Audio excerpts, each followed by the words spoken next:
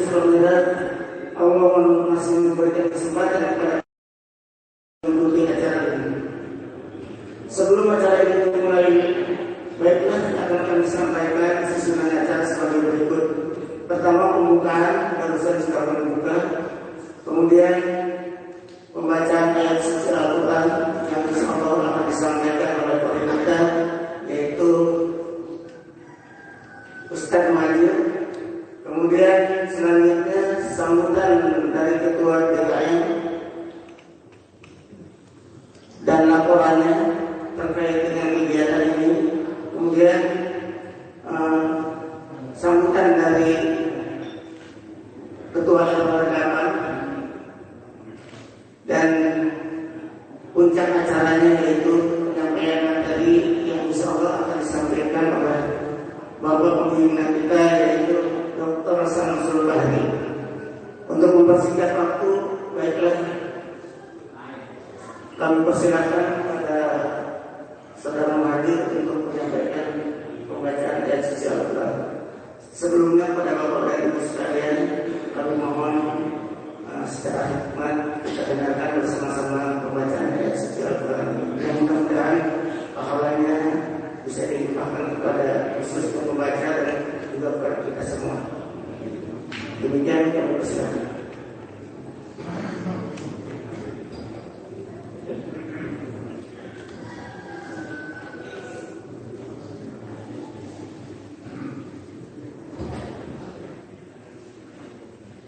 Assalamualaikum warahmatullahi wabarakatuh.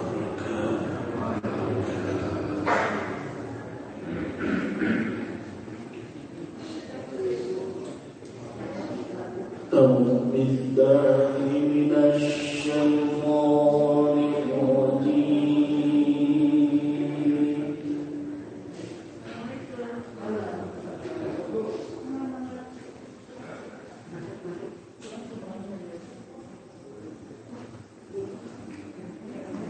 بسم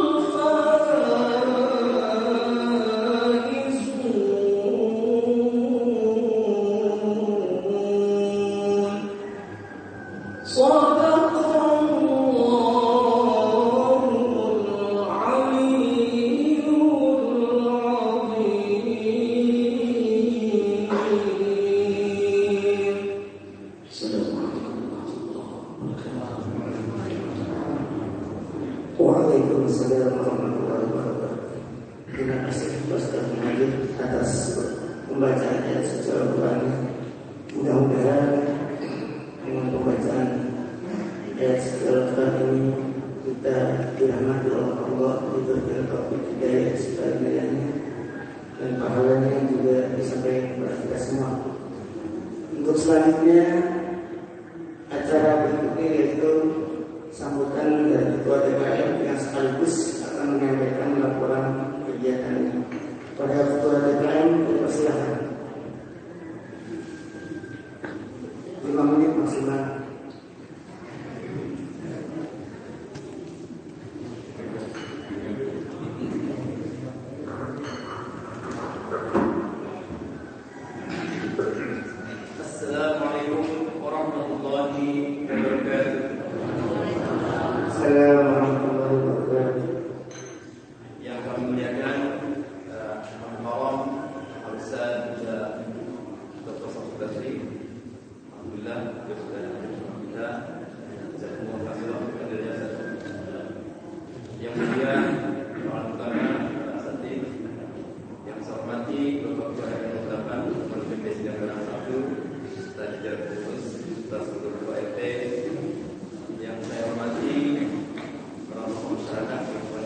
korban dan bapak-bapak dan ibu-ibu jamaah Masjid Hidayah yang saya cintai dan saya banggakan. Alhamdulillahilladzi asra bi'abdihi lailan minal masjidil haram ila masjidil aqsa alladzi barakna hawlahu linuriyahu min ayatina innahu huwas sami'ul basir. Wassalatu wassalamu ala asrafil anbiya'i wal mursalin wa ala alihi wa ashabihi ajma'in. Amma ba'd. Alhamdulillahirabbil alamin. Segala puji dan syukur kita panjatkan kepada Allah Subhanahu wa taala atas limpahan banyak karunia kepada kita semua, khusus nikmat kita dalam keadaan iman, nikmat kita dalam berserah diri kepada Allah Subhanahu wa taala sebagai muslim, nikmat kita atas panjang umur dan insyaallah dalam keadaan sehat semua pada pagi hari ini. Dengan situasi pandemi yang masih berlangsung, mudah-mudahan Allah Subhanahu wa taala senantiasa melindungi kita semua dari terinfeksinya virus COVID. Salawat dan salam semoga senantiasa membawa kepada junjungan kita Nabi Muhammad SAW, kepada keluarganya, para sahabatnya dan para pengikut yang istiqomah di dalam meninggalkan dan kepada Rasulullah SAW. Alhamdulillah di tengah situasi pandemi kita masih bisa menyelenggarakan kegiatan dalam rangka memperingati terbesar Isra Mi'raj Nabi Sallallahu Alaihi Wasallam, satu peristiwa yang luar biasa, mukjizat yang terbesar setelah mukjizat Al-Quran yang kita saksikan hingga saat ini, dan satu mukjizat yang agung karena peristiwa Isra Mi'raj tidak diberikan kepada nabi yang lain, yang diberikan kepada secara khusus kepada Nabi Muhammad SAW, yang menunjukkan betapa tinggi mulia kebahagiaan Nabi SAW, sampai Nabi Musa AS pun menangis dengan Nabi SAW pada saat Isra Mi'raj. Karena kita diberikan umur pendek, tapi insyaAllah yang masuk surga itu jauh lebih banyak dibandingkan umat Nabi Musa AS. Begitu banyak peristiwa simbolis, begitu banyak hikmah yang bisa dipetik dari perjalanan Nabi SAW Isra Mi'raj ini. Oleh karena itu, kajian kita pagi hari ini insyaallah akan mengangkat pada Ustaz temanya hikmah di balik Isra Mi'raj. Mudah-mudahan dengan tema ini insyaallah bisa meningkatkan keimanan akidah kita, sekaligus meningkatkan kualitas ibadah kita. Insyaallah akan semakin meningkat hingga azal hidup kita. Amin ya Allah rabbal alamin.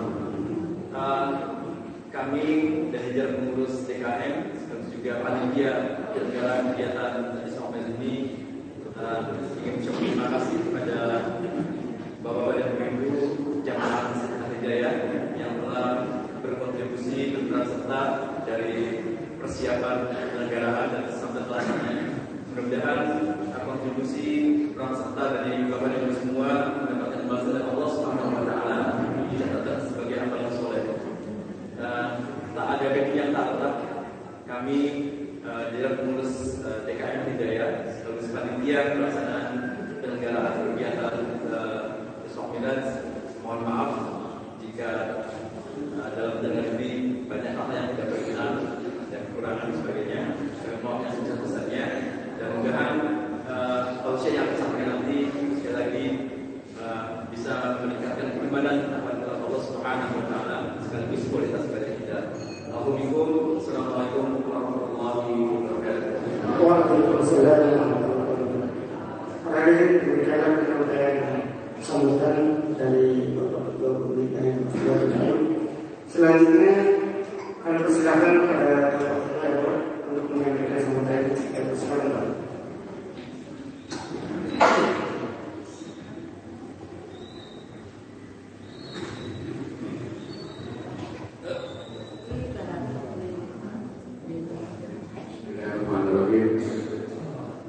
Assalamualaikum warahmatullahi wabarakatuh. Waalaikumsalam warahmatullahi wabarakatuh.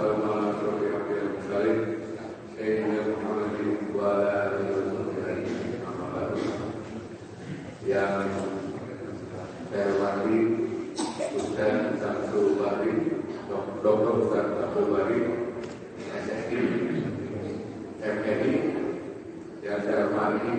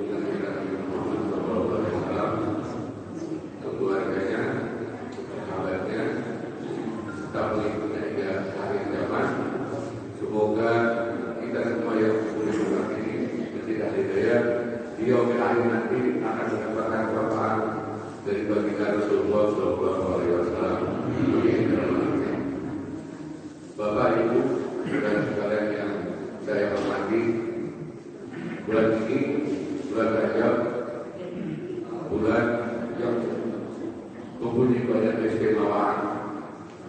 Salah satu keistimewaan dari bulan Rajab itu terdapat peristiwa Isra Mi'raj Nabi Muhammad SAW.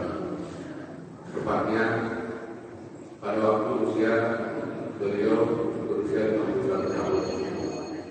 Tepatnya pada tanggal 27 Rajab, Rasulullah SAW dipanggil kehadiran Allah Subhanahu wa Ta'ala. Beliau berangkat dari Masjidil Haram Mekah menuju Baitul Maqdis di Palestina. Kemudian di Palestina beliau dinaikkan ke Sidratul Muntaha. Disinilah beliau mendapat perintah untuk mengerjakan sholat 5 waktu sehari semalam oleh Allah Subhanahu wa Ta'ala akan disampaikan kepada umatnya. Bapak Ibu hadirin yang saya hormati, kami atas nama Ketua RW mengucapkan terima kasih kepada Ketua DKM, Ketua Panitia, dan seluruh keluarga RW 08 yang telah berpartisipasi dalam menjalankan Isra Mi'raj Nabi Muhammad SAW tahun 1442 Hijriah. Semoga baik Bapak Ibu sekalian mendapat diterima oleh Allah Subhanahu wa Ta'ala, sudah mendapat pahala yang setimpal. Saya mengucapkan juga kepada seluruh warga RW 08 dengan kondisi saat ini yang sedang dilanda COVID-19, hendaknya kita selalu berdoa dan menjalankan kesehatan sesuai dengan anjuran pemerintah, yaitu memakai berdasarkan protokol kesehatan. Semoga kita semua yang ada di tempat ini selalu diberikan kesehatan dan keselamatan oleh Allah Subhanahu wa Ta'ala.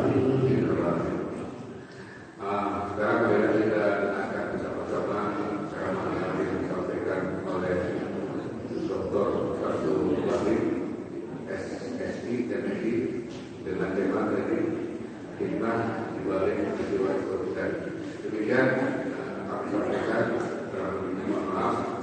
Wabillahi taufiq wal hidayah. Assalamualaikum warahmatullahi wabarakatuh. Waalaikumsalam warahmatullahi wabarakatuh. Terima kasih Pak Heru atas sambutannya. Untuk terakhir itu acara puncak penyampaian tausiah atau materi mengenai Isra Mi'raj yang insyaallah akan disampaikan oleh Bapak Dr. Basri. Kami mohon pada para hadirin sekalian kita dengarkan secara bersama dan jangan ada yang keluar, karena materi ini sebenarnya baik sekali untuk meningkatkan kepada kita mengenai pemahaman Islam dan sholat. Untuk itu kami mohon sekali lagi perhatiannya pada ibu-ibu atau bapak yang membantu waktunya bisa menjaganya dengan baik. Satu hal lagi sebelum acara ini ditutup, nanti akan disampaikan doa yang insyaallah akan dipimpin oleh Ustaz kita yaitu Bapak Ahmad Sarkudi. Selanjutnya untuk penyampaian materi pokok kami persilakan kepada Bapak Samsul Basri untuk menyampaikan materi. Kami persilakan.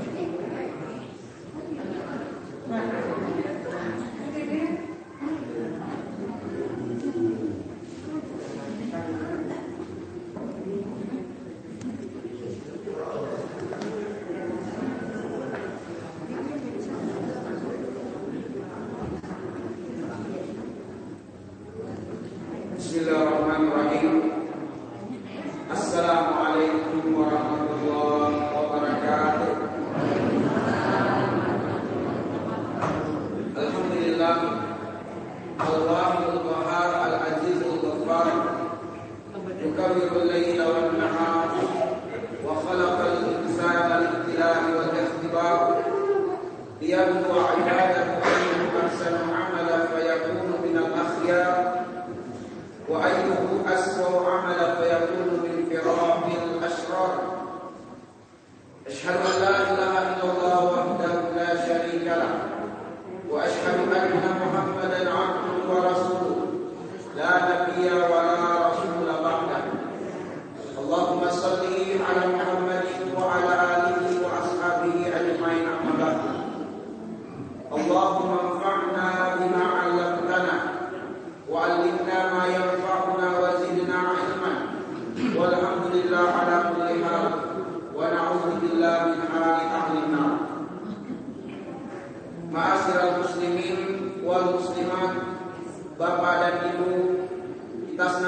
senantiasa berharap dan terus berdoa kepada Allah.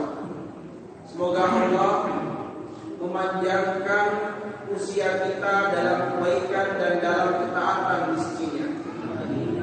Semoga Allah Subhanahu wa Ta'ala memberkahi segala nikmat dan karunia yang diperkenankan kepada kita dari potensi-potensi keduniaan yang semakin menambah kualitas iman kita, derajat kita di sisi Allah Subhanahu wa Ta'ala.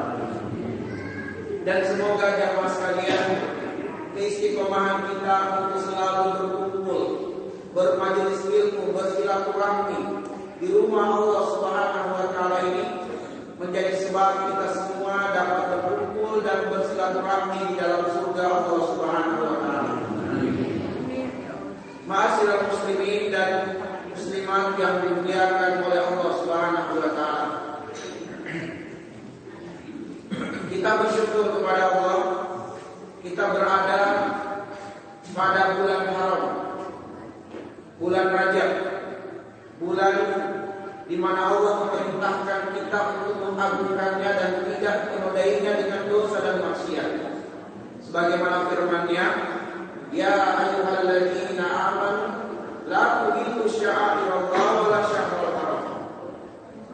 Janganlah kemudian kita menodai syiar-syiar Islam dan menodai keutamaan keagungan bulan-bulan haram.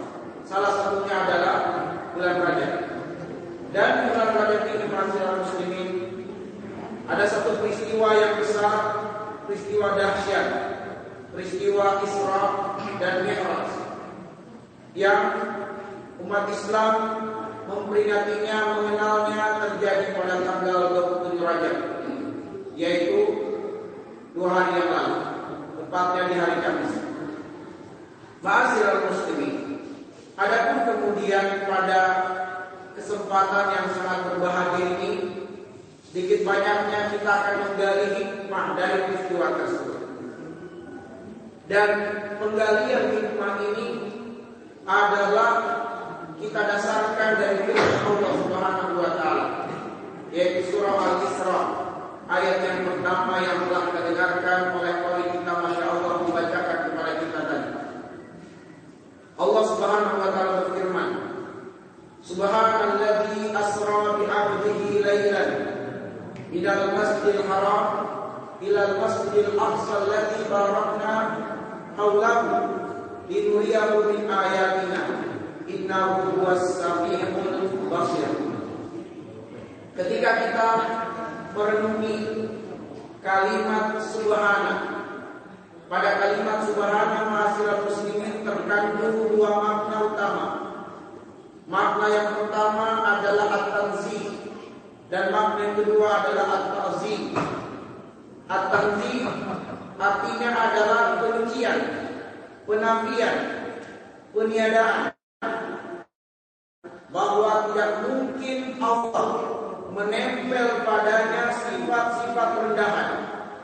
Tidak mungkin Allah tersifati dengan kekurangan. Tidak mungkin Allah melekat padanya kelemahan, kekurangan, atau jauh dari kesempurnaan. Itu mustahil. Sebab itulah subhana mengandung makna yang pertama, penyucian, membersihkan Allah, menjauhkan Allah dari sifat-sifat ar-razilah, sifat-sifat rendah, sifat-sifat kekurangan, sifat-sifat kelemahan. Makna yang kedua adalah at-ta'zim, pengagungan, bahwa Allah Maha Mulia, Allah Maha Tinggi dalam 4 hal. Maha Mulia dan Maha Tinggi dalam nama-namanya, Maha Mulia dan Maha Tinggi dalam sifat-sifatnya, Maha Mulia dan Maha Tinggi pada kemampuannya, dan Maha Mulia serta Maha Tinggi pada perbuatannya. Sehingga ma'asyiral muslimin, pada kalimat subhana di awal ayat ini, Allah Azza wa Jalla yang telah mengagungkan dirinya, Allah yang telah menghebatkan dirinya, Allah yang telah menjauhkan dirinya dari sifat-sifat rendahan, untuk membuka kesadaran kita bahwa peristiwa Isra dan Mi'raj adalah peristiwa yang sangat dahsyat, dari Allah yang sangat jauh dari kekurangan, dari Allah yang maha sempurna. Subhana, maha suci Allah. Alladzi asra bi 'abdihi lailan, yang telah memperjalankan hambanya pada satu malam. Ketika kemudian para ulama tafsir menggali tentang penggalan ayat bi 'abdihi, hambanya, yaitu baginda Nabi sallallahu alaihi wasallam, maka dengan disebutkan bi 'abdihi bahwa peristiwa Isra dan Mi'raj itu, bahwa Nabi sallallahu alaihi wasallam diperjalankan oleh Allah dengan jasadnya dan juga ruhnya. Bukan hanya ruhnya saja, tetapi dengan jasad dan dengan ruh beliau diperjalankan oleh Allah Subhanahu wa taala. Asra, dialah Allah yang memperjalankan. Kenapa memperjalankan? Karena ma'asyiral muslimin, perjalanan dari Masjidil Haram ke Masjidil Aqsa yang jaraknya adalah 1.500 km, dan tentu jarak tempuh itu tidak sebagaimana kondisinya sekarang ini, tapi di masa dahulu bebukitan, bebatuan, terjal dan seterusnya. Yang untuk kendaraan tercepat pada masa itu, perjalanan tempuh paling minimal 1 bulan, rata-ratanya 2 sampai 3 bulan. Itu adalah kendaraan tercepat pada masa itu dengan kuda. Tetapi kemudian Rasulullah SAW menempuh perjalanan dari Masjidil Haram ke Masjidil Aqsa pada sebagian malam itu hanya beberapa menit saja dengan kendaraan burak, sehingga ini sangat susah diterima oleh akal, sangat susah dicerna dan dipahami oleh orang-orang yang tidak beriman kepada Allah Subhanahu wa taala.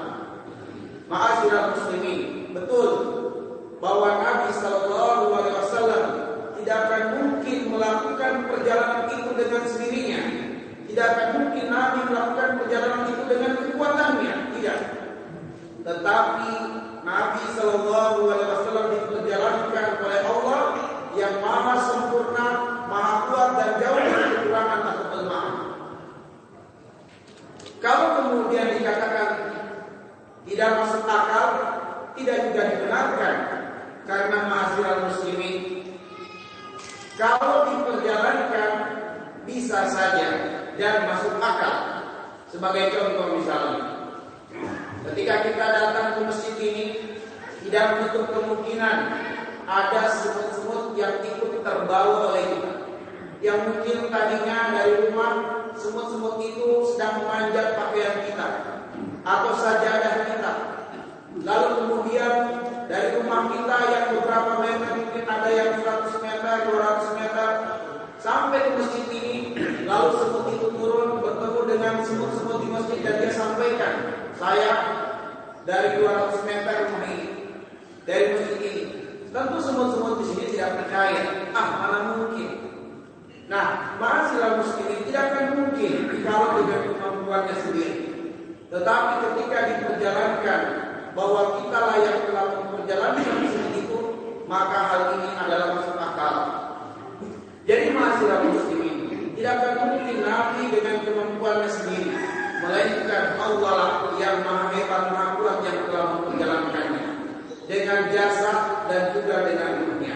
Lailan, pada sebagian malam, minal masjidil haram ilal masjidil aqsa alladzi barakna haulahu linuriyahu min ayatina, untuk supaya kami memperlihatkan kepadanya tanda-tanda kebesaran kami.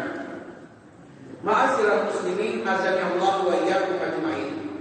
Kalau kita memiliki buku sirah nabawi dari berbagai penulis, silakan kita buka, kita baca tentang peristiwa Isra dan Mi'raj.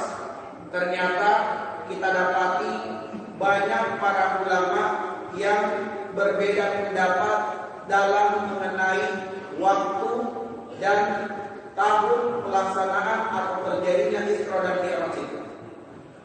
Kita buka buku tafsir, misalnya tafsir Ibnu Katsir.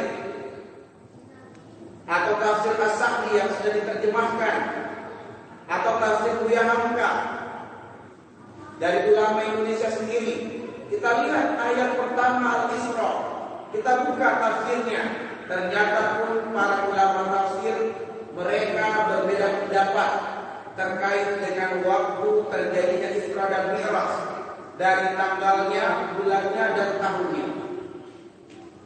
Bahkan Imam An-Nawawi rahimahullah ta'ala, pembaharu mazhab Syafi'iyah, yang kemudian di beberapa masjid bukunya banyak, di antaranya adalah kitab Riyadhus Shalihin, hadis Al-Arba'in An-Nawawiyah. Itu adalah Imam An-Nawawi penulisnya, dan Imam An-Nawawi ini merupakan pembaharu mazhab Syafi'iyah. Beliau memilih pendapat bahwa Isra dan Mi'raj terjadi pada tanggal 27 Rabiul Awal. Ulama yang lain berpendapat terjadi pada tanggal 10 Muharram. Ulama yang lain berpendapat terjadi pada bulan Syawal. Ada yang berpendapat terjadi pada bulan Zulqa'dah, dan ada pendapat terjadi pada tanggal 27 Rajab. Dan inilah yang banyak diikuti oleh mayoritas umat Islam di Indonesia pada tanggal 27 Rajab. Namun kita harus menerima kenyataan ini, ma'asyiral muslimin, bahwa para ulama sirah, para ulama al-ahlul hadis, para ulama tafsir, mereka ternyata berbeda pendapat dalam mengenai waktu terjadinya Isra dan Mi'raj. Bahkan para ulama ahlul hadis pun berbeda dalam menceritakan tentang siapa-siapa yang dijumpai oleh Nabi Sallallahu Alaihi Wasallam di langit pertama, di langit kedua, di langit ketiga, sampai ke langit ketujuh. Siapakah nabi-nabi yang ditemui oleh baginda Rasulullah Sallallahu Alaihi Wasallam? Ternyata pun berbeda-beda. Dalam hal peristiwa nasihat Musa alaihissalam kepada Nabi Sallallahu Alaihi Wasallam, dalam kaitannya dengan pelaksanaan sholat yang tadi 50 waktu menjadi 5 waktu, atas nasihat Musa sehingga Rasulullah menghadap kembali kepada Allah meminta rukhsah dan keringanan. Itu pun juga para ulama ahlul hadis berbeda pendapat. Ada yang mengatakan Nabiullah Muhammad SAW bertemu dengan Nabiullah Musa di langit kelima. Ada yang berpendapat di langit yang keenam, dan ada yang berpendapat di langit yang ketujuh. Ma'asyiral muslimin, mengapa ini harus kita sampaikan? Supaya terbuka hati dan pikiran kita bahwa di dalam Islam, ketika kita berbicara sejarah, penekanannya bukan pada waktu, bukan pada tempat, tetapi penekanan yang sangat mendasar dalam sejarah Islam adalah tentang peristiwanya. Apa peristiwa yang terjadi? Jangan sampai kita melupakan peristiwa yang terjadi, sebab inilah yang paling inti dalam sebuah sejarah. Makanya di dalam Al-Quran kita tidak temukan ketika Allah mengangkat kisah para awliya tidak disebutkan pada tanggal kapan terjadinya, tetapi peristiwa apa yang terjadi itulah yang disebutkan oleh Allah. Demikian pula ahlul hadis. Ma'asyiral muslimin, kita tinggalkan dulu perbedaan-perbedaan itu. Kita lihat apa yang menjadi persamaan di antara pendapat-pendapat para ulama. Ternyata para ulama bersepakat bahwa peristiwa Isra dan Mi'raj itu ada dua penekanan utamanya, ada dua hikmah utamanya. Hikmah yang pertama masyarakat muslimin adalah at-tasliyah. Apa itu at-tasliyah? Yaitu penguatan Allah untuk Nabi Sallallahu Alaihi Wasallam, sekaligus untuk menghibur Nabi Sallallahu Alaihi Wasallam setelah orang-orang kafir Quraisy melakukan pemboikotan terhadap Nabi dan umat Islam selama 3 tahun, dari tahun ke-7 setelah kenabian sampai tahun ke-10 setelah kenabian. 3 tahun umat Islam diboikot, diisolasi, ditutup akses-aksesnya, di mana tidak boleh ada yang berjual beli dengan umat Islam, tidak boleh ada yang mengajak bicara umat Islam, tidak boleh ada yang menikahkan anaknya dengan umat Islam. Diboikot, ditutup jalur ekonominya, diembargo, tidak boleh keluar dari wilayah isolasi, sehingga umat Islam dalam kelaparan, dalam kemiskinan, dalam keadaan menderita. Dan pada tahun ke-10 tahun kesedihan. Sebab pada tahun itu meninggal paman Nabi sallallahu alaihi wasallam Abu Thalib. Meninggal pula istri tercintanya Khadijah radhiyallahu anha. Lalu kemudian orang-orang kafir senang dan gembira sebab sudah tidak ada lagi yang mau melindungi Nabi. Sebab yang melindungi dan menjaga Nabi adalah pamannya sudah tiada. Akhirnya kemudian Rasul setelah berakhir pemboikotan itu melakukan perjalanan ke Taif untuk mendapatkan dukungan dan pembelaan dari masyarakat Taif. Tapi kemudian masyarakat Taif justru mencela menghina Nabi.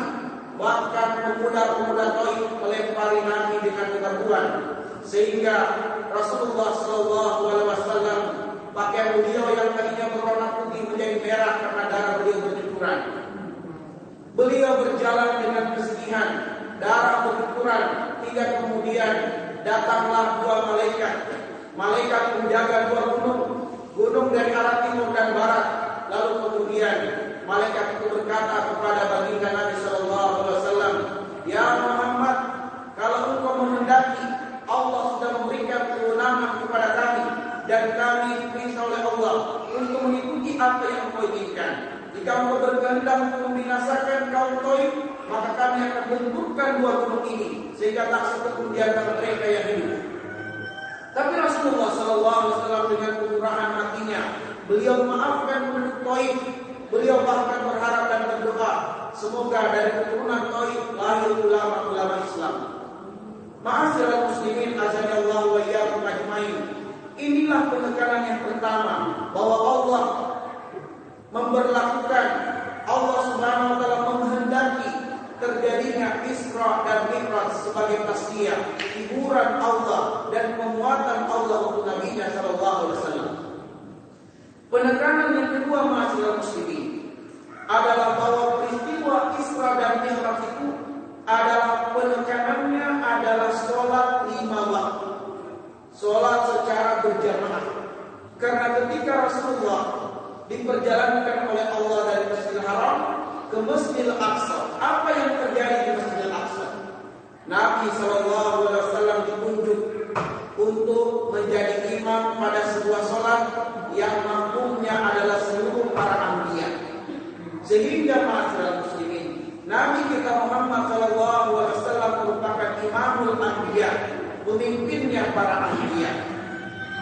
Sehingga peristiwa dari Masjidil Haram ke Masjidil Aqsa penekanannya adalah sholat berjamaah. Lalu kemudian Rasulullah melakukan Mi'raj didampingi oleh Jibril alaihissalatu wassalam. Apa bedanya Isra wal Mi'raj? Isra adalah perjalanan dari Masjidil Haram ke Masjidil Aqsa dengan kendaraan buraq, perjalanan vertikal. Lalu kemudian ma'asyiral muslimin buraq diikat di Masjidil Aqsa. Lalu Nabi melakukan perjalanan Mi'raj. Apa itu Mi'raj? Menapaki tangga-tangga langit. Dalam Al-Quran ada surat Al-Ma'arij yang artinya adalah tangga-tangga langit. Jadi Nabi dari Masjidil Aqsa ke langit 1, ke langit 2 sampai ke Sidratul Muntaha bukan lagi dengan kendaraan buraq, tetapi dengan tangga-tangga langit, dengan Mi'raj, didampingi oleh Jibril alaihissalatu wassalam. Dari Masjidil Aqsa, ini perjalanan horizontal ma'asyiral muslimin menuju kepada Allah Subhanahu wa taala. Lalu kemudian di setiap langit Nabi berjumpa dengan nabi-nabi yang tadi saya katakan. Ternyata para ulama al-hadis atau ulama tafsir berbeda. Siapa nabi yang dijumpai oleh baginda sallallahu alaihi wasallam? Ma'asyiral muslimin, tapi intinya adalah pada peristiwa Mi'raj itu dikala sampai di langit yang ketujuh, Jibril alaihissalam berkata kepada baginda Nabi sallallahu alaihi wasallam, "Saya sudah tak mampu lagi menemani engkau hingga lebih atas daripada langit ketujuh ini, yaitu Sidratul Muntaha. Sidratul Muntaha. Saya sudah tidak kuat lagi, tidak mampu lagi, kemampuan saya sampai di langit ketujuh ini." Sehingga langsung Rasulullah SAW seorang diri yang tetap melakukan perjalanan mi'raj sampai ke Sidratul Muntaha, dan disitulah kemudian terjadi dialog antara Allah Subhanahu wa taala dengan baginda Nabi sallallahu alaihi wasallam. Dan pada saat itulah kemudian kewajiban salat 5 waktu diberikan oleh Allah kepada baginda Nabi sallallahu alaihi wasallam yang tadinya adalah 50 waktu. Lalu kemudian atas nasihat dan masukan Nabiullah Musa, Nabi sallallahu alaihi wasallam kembali menghadap kepada Allah hingga akhirnya Allah memberikan keringanan 5 waktu. Namun dengan kemurahan Allah, 5 waktu senilai dengan 50 waktu. Ma'asyiral muslimin, azanillahu wa iyyakum ajmain. Yang ingin kami tekankan di sini ma'asyiral muslimin dan sekaligus mengungkap hikmah terbesar daripada Isra dan Mi'raj ini adalah tentang salat 5 waktu. Kami ingin menasihati diri kami dan bagi jamaah kaum muslimin, mengapa kita harus memperhatikan dan harus menjaga salat 5 waktu. Mengapa kita harus memperhatikan dan menjaga salat 5 waktu? Ada 5 alasan. Ada 5 alasan mengapa kita harus memperhatikan dan menjaga salat 5 waktu. Alasan yang pertama, ma'asyiral muslimin, bahwa salat 5 waktu ini merupakan sebaik-baik perintah Allah Subhanahu wa taala. Sebagaimana sabda Nabi sallallahu alaihi wasallam, as-salatu khairul mawdu'. Salat adalah sebaik-baik perintah Allah Subhanahu wa taala. Renungkanlah ma'asyiral muslimin. Di dalam surat Al-Baqarah ayat yang ke-33 Allah berfirman, "Inni a'lamu ghaibas samawati wal ardh wa a'lamu ma tubduna wa ma kuntum taktumun." Allah mengikrarkan dirinya bahwa Dia Allah Maha berilmu tentang apa yang ada di langit, dan Dia Allah yang Maha berilmu tentang apa yang ada di bumi, dan Dia Allah Maha berilmu tentang apa yang ada di antara langit dan bumi. Dan Dia Allah yang lebih mengenali, lebih mengetahui, lebih mengilmui manusia luar dan dalamnya, lahiriah batiniahnya, melebihi pengenalan dan pengetahuan manusia itu terhadap dirinya sendiri. Allah telah berikrar demikian. Dan Allah menurunkan syariat salat 5 waktu. Ini berarti ma'asyiral muslimin, salat 5 waktu adalah syariat yang terbaik karena datang dari Allah yang Maha sempurna. Dan ma'asyiral muslimin, salat 5 waktu merupakan hadiah terbesar dari Allah bagi umat ini. Karena hanya syariat salat 5 waktu, saya ulang, hanya syariat salat 5 waktu yang diterima oleh Nabi SAW tanpa perantara malaikat Jibril alaihissalam. Syariat salat, syariat puasa Nabi terima melalui perantara Jibril alaihissalam. Syariat haji dan umrah diterima oleh Nabi melalui perantara malaikat Jibril alaihissalam. Syariat zakat dan syariat-syariat lainnya diterima oleh Nabi melalui perantara malaikat Jibril. Tetapi syariat salat langsung dari Allah disampaikan, diberikan kepada manusia, sebaik-baik manusia, perwakilan manusia, yaitu Nabi sallallahu alaihi wasallam. Sehingga salat 5 waktu ma'asyiral muslimin adalah hadiah terbesar dari Allah untuk manusia. Hadiah. Inilah yang pertama. Mengapa kemudian kita harus menjaga dan memperhatikan salat? Sebab salat adalah sebaik-baik perintah Allah karena datang dari Allah yang Maha sempurna, dan salat adalah hadiah terbesar dari Allah untuk umat ini. Dan karena salat ini langsung perwakilan manusia kepada Allah Subhanahu wa taala menghadap, sehingga turun syariat salat ini, maka membolehkan dan memungkinkan Nabi untuk meminta dispensasi sebagaimana usulan Nabiullah Musa alaihissalam, tidak sebagaimana syariat yang lainnya. Begitu turun syariat zakat, maka Rasulullah menerimanya tanpa ada dispensasi lagi. Begitu turun syariat puasa, Rasulullah menerimanya tanpa ada lobby-lobby lagi dengan Allah. Tapi 5 waktu ini adalah khususan masyarakat muslimin, khususan dari Allah Subhanahu wa taala, sudah diberikan oleh Allah, tapi kemudian atas usulan Nabiullah Musa minta dispensasi dan kemurahan Allah Subhanahu wa taala 5 waktu setara senilai dengan 50 waktu.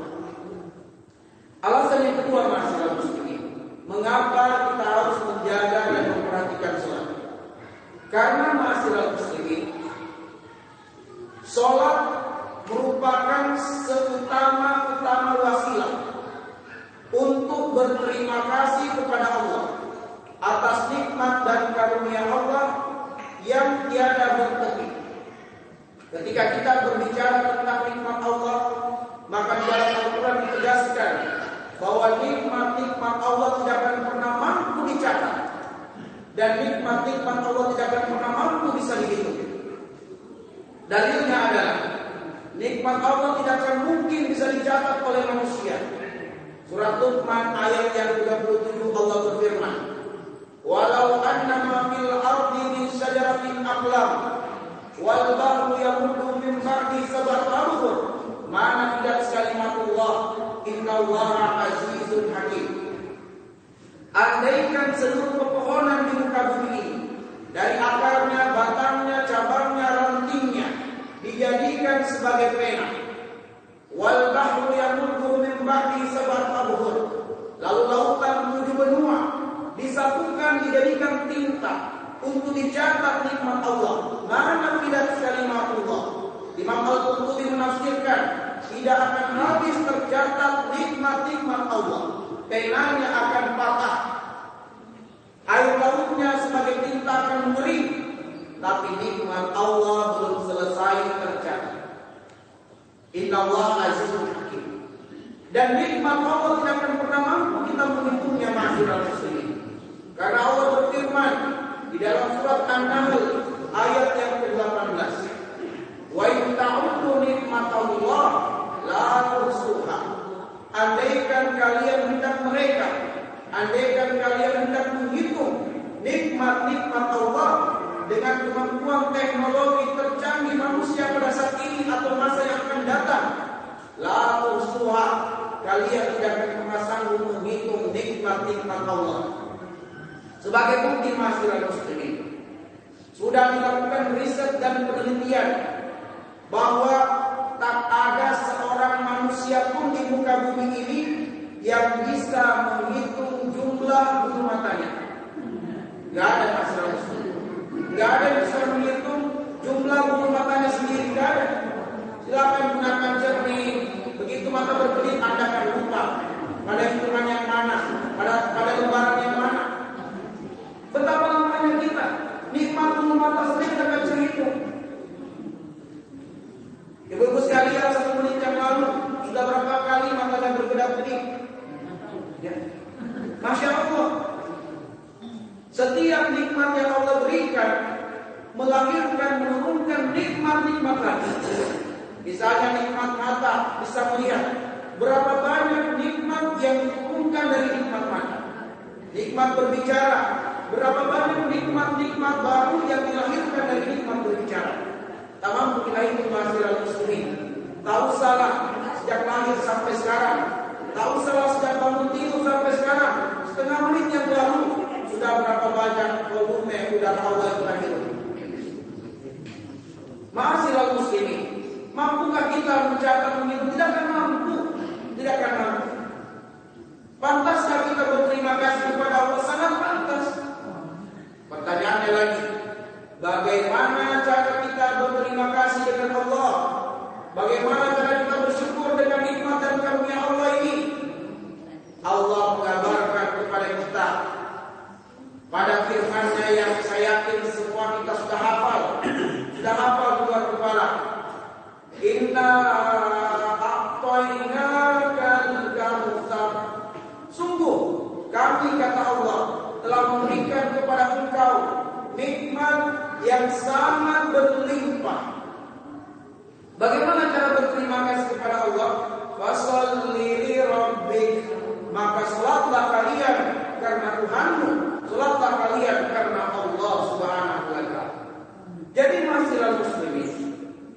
Kenapa kita harus menjaga dan memperhatikan sholat?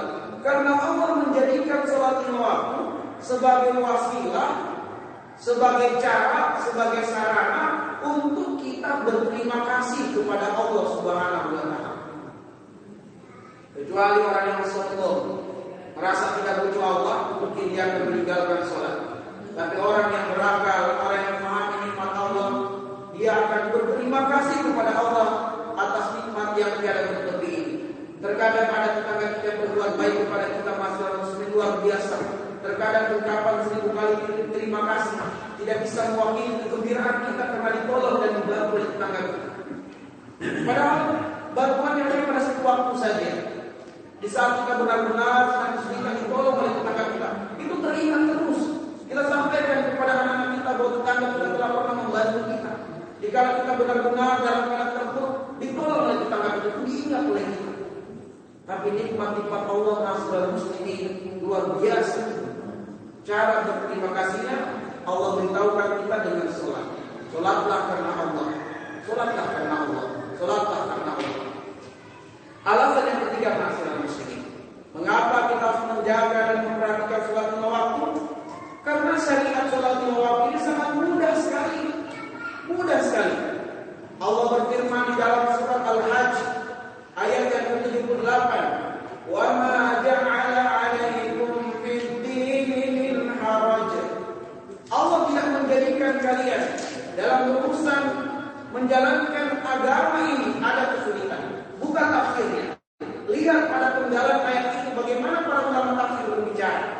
Para ulama tafsir mengatakan, "Wa ma ja'ala 'alaikum fid-dini min haraj." Allah tidak menjadikan kalian dalam mengerjakan sholat lima waktu ada kesulitan. Luar biasa Allah berikan kemudahan kepada kita. Diberikan rukhsah bagi mereka yang musafir. Diberikan rukhsah oleh Allah untuk bisa mengqasar sholat, meringkas sholat dari yang 4 rakaat menjadi 2 rakaat. Bagi yang zul hajat, orang yang memiliki hajat, meskipun dia tidak sebagai musafir, dia mungkin, tapi dia zul hajat, punya hajat, Allah berikan rukhsah boleh baginya menjamak sholat 5 waktu. Zuhur, asar dijamak dikerjakan pada 1 waktu. Maghrib, isya dijamak dikerjakan pada 1 waktu, boleh. Ketika dia zul hajat, ada hajatnya. Ada pertanyaan-pertanyaan yang masuk kepada saya dari seorang muslimah yang akan merayakan atau melakukan pesta walimahan. Pesta walimahan dimulai pada maghrib sampai jam 9 malam. Dia bertanya, "Ustaz, gimana nih hukumnya? Saya mulai jam 5 sore atau setengah 6 sudah dirias. Sudah dipercantik wajah saya, pakaian saya. Saya kesulitan kalau harus berwudu lagi. Saya membangun masjid ini, jangan sampai mereka tidak sholat. Mereka boleh menjamak pakaiannya, tubuhnya mungkin belepotan dengan cat atau dengan hal-hal yang kotor, sehingga kesulitan dia kalau harus berulang-ulang. Sehingga masih muslim boleh. Atau sekalian dia zuhur karena sudah terlanjur belepotan, nantilah setelah di waktu asar dia membersihkan diri, baru zuhur dan asar sudah pulang. Besok lagi lanjutkan kerjanya. Boleh, namanya zuhur hajat. Bahkan masyarakat muslimin, supaya masyarakat kita tidak tabu dengan satu sunnah Nabi SAW. Ketika kita sholat maghrib dan isya di masjid ini, tiba-tiba di waktu maghrib hujan deras turun masyarakat muslimin, maka sebaiknya imam mengumumkan kepada jamaah, "Alhamdulillah kita sudah sholat maghrib, sekarang hujan deras turun. Ayo kita ikutkan sunnah Nabi, kita jamak dengan isya." Jamak masyarakat muslimin. Kenapa? Supaya umat kita itu tahu bahwa ini sunnah Nabi. Ini adalah rukhsah yang Allah berikan, dan Allah senang apabila umat ini mengambil rukhsah dari Allah Subhanahu wa Ta'ala. Maghrib dan isya dijamak ketika hujan deras turun. Jamak. Tapi nanti di waktu isya tetap muazin mengumandangkan azan. Sebab ada ahlul bait, orang-orang yang di rumah yang menunggu waktu sholat dengan azan dikumandangkan. Tapi mereka maghrib isya sudah selesai, dia jamak, dia pulang ke rumahnya, tidak terbebani lagi untuk datang di waktu isya. Karena hujan deras. Boleh masalah muslim. Sekali-kali lakukanlah supaya kemudian umat Islam tahu bahwa ini adalah hal yang dirusakkan dalam Islam. Ini Ini hal yang diajarkan Nabi dan dipraktikkan oleh sahabat-sahabat Nabi sallallahu alaihi wasallam. Kemudian masalah muslimin, Allah mengatakan yuridullahu bikumul yusra wa la yuridu bikumul usra. Allah itu menginginkan kemudahan. Allah tidak menginginkan kesulitan. Wattaqullaha mastata'tum. Bertakwalah kepada Allah sesuai kemampuan. Kalau kita tidak mampu berdiri dalam sholat, boleh duduk dalam sholat. Tidak mampu duduk, boleh dalam kondisi baring. Tidak mampu menggerakkan tangan-tangannya dan kakinya, boleh dengan kedipan mata. Tidak mampu juga kedipan mata, boleh dengan hati, dengan niat bahwa dia sedang ruku, dia sedang sujud. Betapa mudahnya Allah berikan kepada kita masyarakat muslimin. Betapa mudahnya. Inilah alasan yang ketiga, mengapa kita harus menjaga dan memperhatikan sholat waktu. Karena Allah menjadikan syariat sholat ini sangat-sangat mudah bagi umat Islam. Alasan yang keempat, masyarakat muslimin, mengapa kita harus memperhatikan dan menjaga sholat lima waktu? Karena ternyata sholat lima waktu ini mengungkap jati diri muslim. Sholat lima waktu ini sekali lagi mengungkap jati diri muslim. Sebab sholat lima waktu kata Rasulullah, as-sholatu miftahu kulli khairin. Sholat lima waktu itu adalah kunci semua kebaikan. Di dalam Al-Quran, kita buka surah Al-Mu'minun, ayat pertama sampai dengan ayat yang ke-11. Di ayat yang pertama Allah berfirman, qad aflahal mu'minun. Sungguh telah beruntunglah orang-orang mukmin itu. Lalu kemudian ayat yang kedua sampai dengan ayat yang ke-9 Allah menyebutkan sifat, Allah menyebutkan karakter mukmin yang dijamin beruntung itu. Di ayat yang ke-10 Allah mengatakan ulaika humul warithun. Mereka lah orang-orang yang akan mewarisi. Apa yang mereka warisi? Alladzina yarisunal firdaus hum fiha khalidun. Mereka akan mewarisi surga Firdaus dan mereka kekal di dalamnya. Tapi masyarakat muslimin, bagaimanakah sifat dan karakter mukmin yang dijamin beruntung itu, yang dijamin akan mewarisi surga Firdaus? Perhatikan ayat kedua sampai ayat yang ke-9. Ternyata masyarakat muslimin, karakter utamanya, sifat utamanya adalah salat. Alladzina hum fi shalatihim khashi'un. Mereka adalah orang-orang yang ketika mengerjakan salat, dikerjakan salat dalam keadaan tenang, dalam keadaan khusyuk, tidak tergesa-gesa, tidak terburu-buru di dalam salat. Lalu kemudian ayat ketiga, keempat, kelima, keenam, ketujuh, kedelapan Allah menyebutkan sifat-sifat dan karakter-karakter yang lainnya. Dan perhatikan di ayat yang ke-9 Allah menutup sifat dan karakter itu dengan surat walladzina hum ala shalawatihim yuhafizun. Mereka adalah orang-orang yang senantiasa menjaga sholatnya. Jadi masyarakat muslimin, Allah menjadikan sholat itu pembuka kebaikan orang-orang mukmin, dan Allah menjadikan sholat sebagai penutup kebaikan orang-orang mukmin. Itulah makna as-sholatu miftahul khair. Sholat adalah kunci kebaikan. Maka sholat ini adalah ukuran jati diri seorang muslim, jati diri seorang mukmin. Buka lagi surat Al-Ma'arij di ayat yang ke-19 sampai dengan ayat yang ke-35.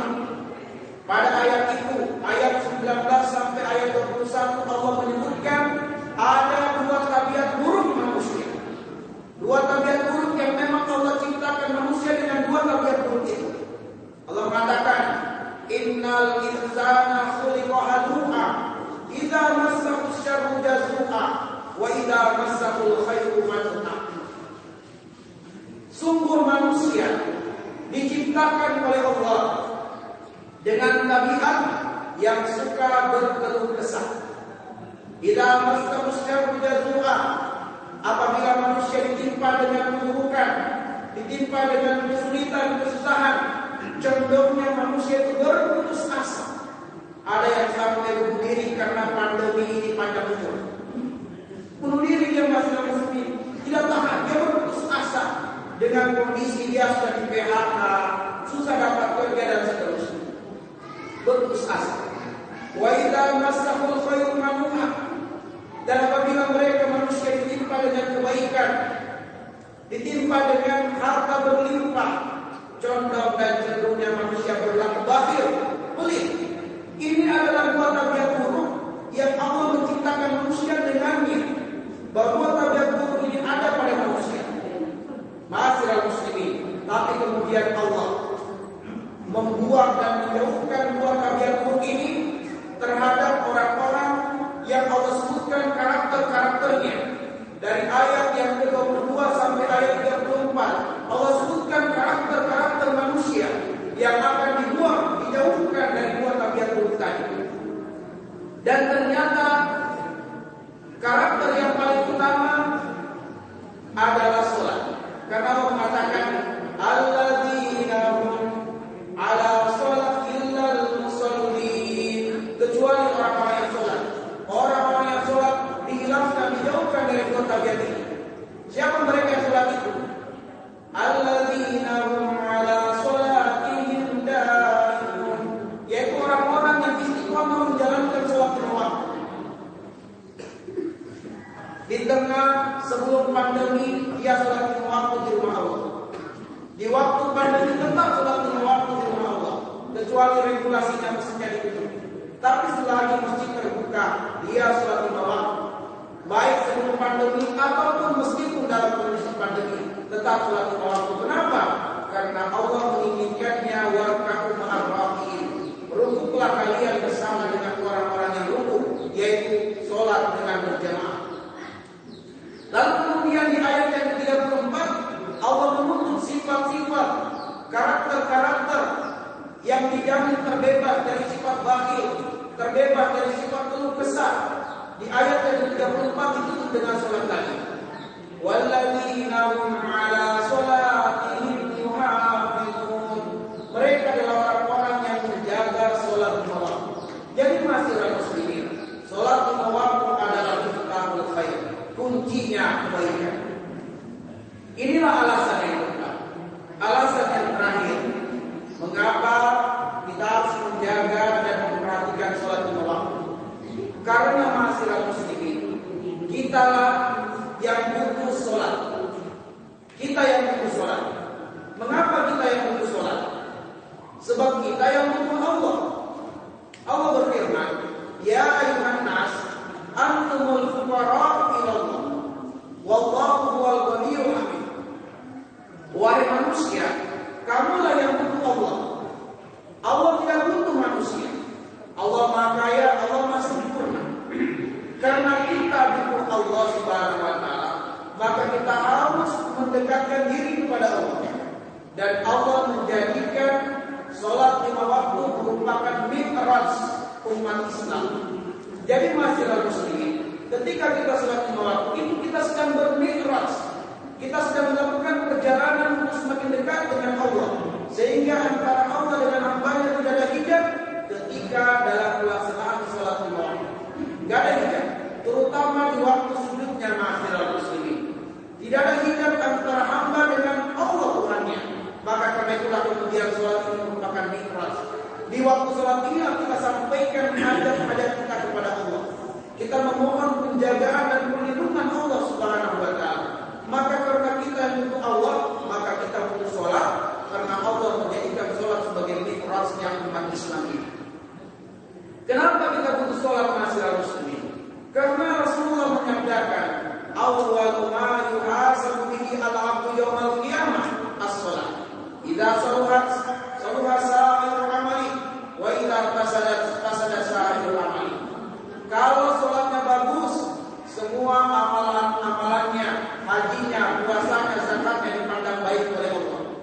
Tapi kalau salatnya buruk, semua amalan-amalannya menjadi buruk.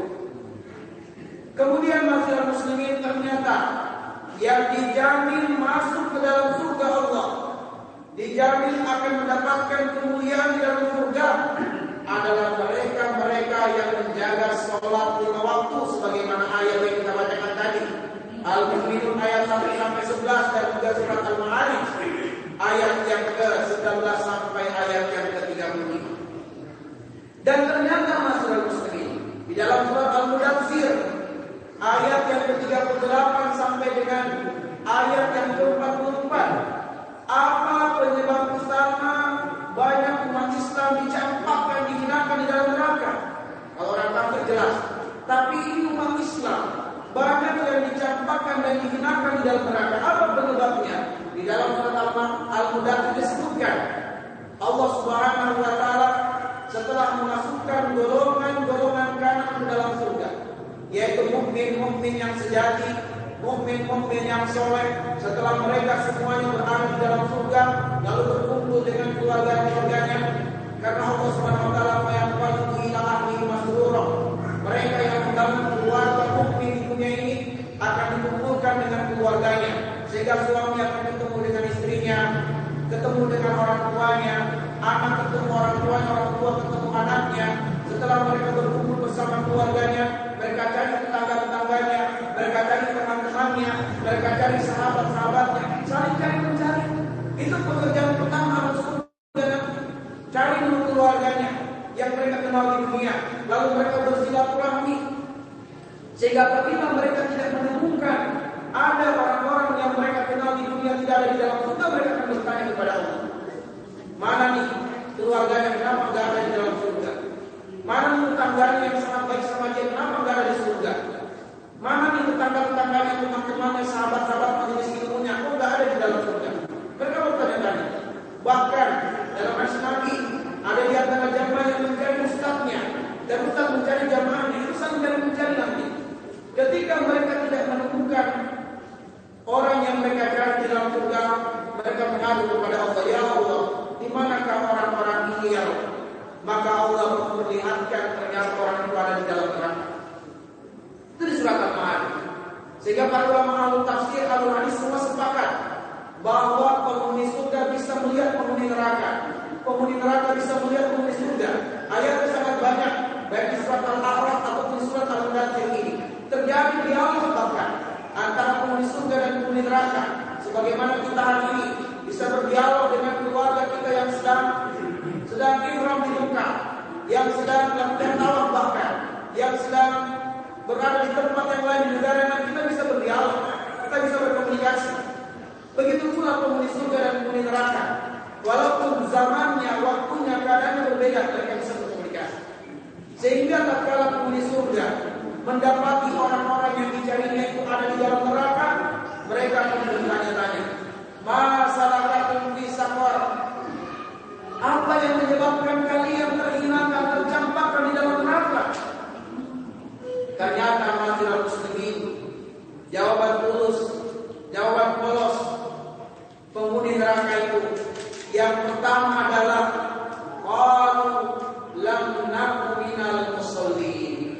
Dahulu ketika di dunia kami melalaikan dan meninggalkan sholat 5 waktu. Ini penyebab pertama dan penyebab utama serta penyebab kebanyakannya umat Islam dihinakan, dicampakkan ke dalam neraka karena melalaikan sholat 5 waktu masyarakat muslimin. Masalah fi saqar, apa yang menyebabkan kalian terhinakan, tercampakkan di dalam neraka? Mereka mengatakan qalu lam naku minal musallin, karena kami dahulu di dunia adalah orang-orang yang melalaikan sholat 5 waktu. Walam naku nut'imul miskin, kami adalah orang yang bakhil, yang pelit, yang tidak mau berbagi dengan orang-orang miskin, yang tidak mau menyantuni orang-orang yang susah. Wa kunna nakhudhu ma'al khaidin, kami salah bergaul, kami bergaul dengan teman-teman yang tidak sholat, kami bergaul dengan teman-teman yang melalaikan ketaatan kepada Allah. Wa kunna nukadzibu biyaumiddin, dan kami tidak memperhatikan tentang datangnya kematian. Kami tidak peduli dengan neraka saat itu di dunia. Kami tertawa, kami bahagia dalam kesenangan dunia, kami lupa dengan akhirat. Hatta atana al-yaqin, datanglah kematian kepada kami dan kami tidak bertobat. Inilah penyebabnya masyarakat muslimin. Dan ternyata penyebab utamanya dan kebanyakannya adalah Masyarakat muslimin, saya menutup materi ini dengan mafhumul mukhalafahnya, pemahaman kebalikan. Tadi saya sebutkan 5 alasan mengapa kita harus menjaga dan memperhatikan sholat lima waktu. Karena yang pertama, syariat sholat adalah syariat yang terbaik dari Allah, hadiah dari Allah. Yang kedua, karena sholat lima waktu wasilah terbesar untuk berterima kasih kepada Allah. Yang ketiga, karena sholat lima waktu sangat mudah sekali pelaksanaannya. Yang keempat, sholat lima waktu adalah kunci kebaikan dan mengungkap dari diri muslim dan mukmin sejati. Dan yang kelima, kitalah yang butuh Allah Subhanahu wa taala, dan Allah menjadikan syariat sholat sebagai wasilah untuk dapat menghadap kepadanya sebagaimana firman-Nya, wasta'inu bis-sabri was-shalah. Mintalah pertolongan kepada Allah dengan sabar dan sholat. Nah, mafhumul mukhalafahnya, apabila seseorang melalaikan sholat lima waktu, bahkan meninggalkan sholat lima waktu, apa konsekuensinya, apa akibatnya? Yang pertama, dia menuduh bahwa syariat sholat bukanlah syariat yang terbaik dari Allah Subhanahu wa taala. Yang kedua, dia merasa tidak perlu berterima kasih dengan Allah atas nikmat-nikmat yang Allah telah berikan padanya. Yang ketiga, dia menuduh syariat sholat ini berat. Syariat sholat ini menyusahkan. Syariat sholat ini menghalangi rezeki. Makanya banyak para sopir angkut kita yang tidak sholat.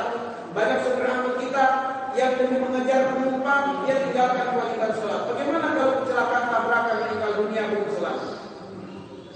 Banyak para pekerja-pekerja kita, pelaku-pelaku bisnis ekonomi yang tidak sholat. Mereka luar biasa berbicara bisnis ekonomi tapi tidak sholat, alhamdulillah, tertipu oleh dunia masyarakat muslim. Karena dia menuduh sholat itu menghalangi rezekinya. Dia menuduh sholat itu dapat mengurangi rezekinya. Padahal dalam surat Toha ayat 632 mengatakan, wa'mur ahlaka bis-sholati wastabir 'alaiha, la nas'aluka rizqan nahnu narzuquka wal 'aqibatu lit-taqwa. Perintahkan keluarga menjaga mendirikan sholat, bersabar dengan sholat, karena sholat tidak akan menghilangkan rezeki. Sholat tidak akan mengurangi rezeki. Kami tidak akan mengambil rezekimu dengan sholat. Nahnu narzuquka, kami akan menambah rezekimu dengan sholat. Kami akan memberikan rezeki kepadamu. Wal 'aqibatu lit-taqwa, balasan terbaik bagi orang-orang yang bertakwa kepada Allah. Ketika seseorang tidak sholat, melalaikan sholat, maka ma'asyiral muslimin radhiyallahu wa iyyakum ajmain, dia menuduh bahwa sholat tidak benar, mengungkap jati diri mukmin. Sholat itu bukan kuncinya kebaikan. Dan yang terakhir, bahwa orang-orang yang tidak sholat itu, ma'asyiral muslimin, dia merasa tidak butuh Allah. Dia merasa sholat ini bukanlah jembatan untuk dapat bermunajat dengan Allah. Dengan kata lain, dialah orang-orang yang sombong yang berjalan di muka bumi ini. Sehingga Allah mengatakan, wala tamshi fil ardi maraha innaka lan tahrijal arda wa lan tablughal jibala tula kullu dzalika kana sayyuhu inda rabbika makruha. Janganlah kau berjalan di muka bumi sebagai orang yang sombong, yang merasa tidak butuh Allah. Apa contohnya ketika dia tidak sholat? Innaka lan tahrijal arda wa lan tablughal jibala tula. Kamu tidak akan pernah bisa membelah bumi ini dan menyamai tingginya gunung. Sedangkan kesombongan, kejahatan yang amat sangat dibenci oleh Allah Subhanahu wa taala. Ma'asyiral muslimin azanillahu wa iyyakum, melalui nasihat ini, melalui peringatan Isra dan Mi'raj yang kita jalankan ini, semoga Allah memberkahi pertemuan kita semua. Semoga Allah menambah ilmu kita semua, dan semoga Allah menjadikan kita yang hadir ma'asyiral muslimin dan saudara muslim kita yang mendengarkan di luar masjid ini, mereka menjadi ahli sholat, diketuk dan digerakkan hati oleh Allah untuk istiqomah menjalankan sholat lima waktu sampai datang kematian. Dan semoga kita semua, sebagaimana Allah memudahkan dan mengizinkan pertemuan dan perkumpulan ini di rumahnya yang mulia ini, di tempat semulia-mulia tempat di muka bumi ini, semoga Allah mempertemukan kita semua di tempat yang terbaik di akhirat nanti di dalam surganya. Kita bersilaturahmi, kita saling sapa menyapa, dan kita semua tidak ada satupun yang terpisahkan dari surga Allah Subhanahu wa taala. Nasallallahu ayyajalana minal ladzina yastami'una al-qawla wa yattabi'una ahsana. Subhanallahumma bihamdika asyhadu an la ilaha illa anta astaghfiruka wa atubu ilaik. Assalamualaikum warahmatullahi wabarakatuh. Waalaikumsalam warahmatullahi wabarakatuh. Hadirin sekalian, demikianlah penyampaian materi dari Bapak Dr. Tasbih mudah-mudahan yang bisa bermanfaat semua buat kita. Dan untuk penutup kami persilahkan kepada Bapak Saifuddin untuk memberi doa.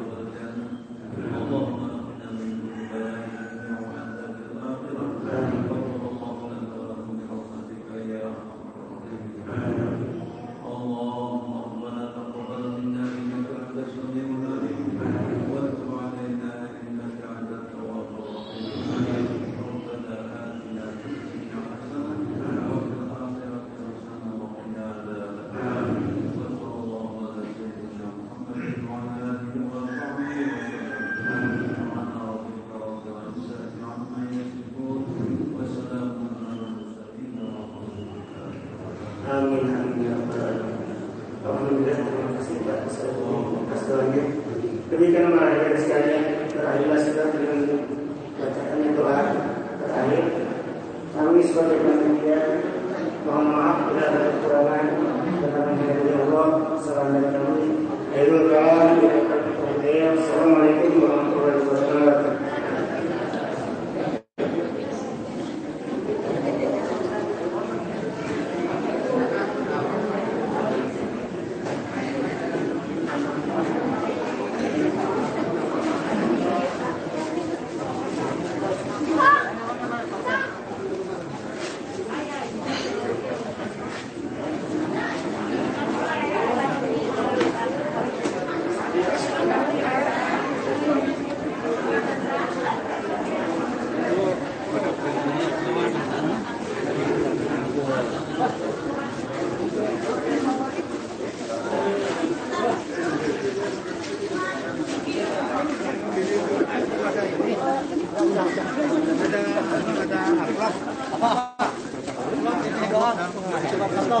Pagi-pagi udah dapat berkat coba.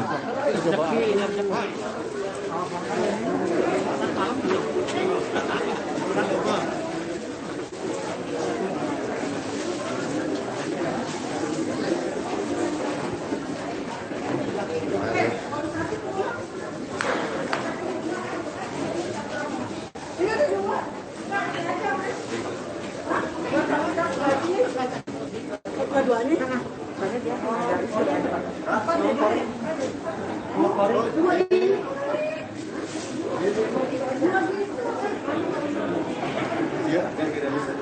Sama Kori.